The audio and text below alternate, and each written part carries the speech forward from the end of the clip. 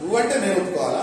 చల్ లేదు, నువ్వు నేను ఒప్పుకున్న పనే లేదు, నువ్వు ఇక్కడి నుంచి వెళ్ళిపోవాల్సిందే, నువ్వు ఆయిల్ కొనడానికి వీలేదు, నీ మీద జరిమానా వేస్తున్నా నీ సరుకుల మీద అని చెప్పేసి అంటాం.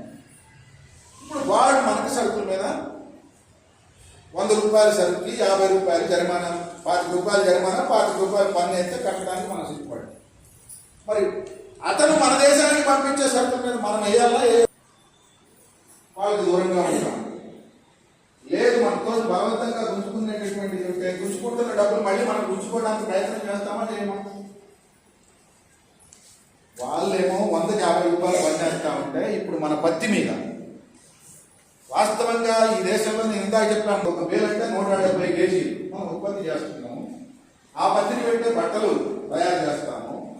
ఈ బట్టలు అమెరికా వాడు దిగుమతి 1,15,00,000 ఎకరాల భూమి ఉంటే, యజమయ్యేటటువంటి భూమి 1,15,00,000, పండ్ల తోటలు ఇవన్నీ కలిపి 1,25,00,000 ఉంటే 65 లక్షల ఎకరాలలో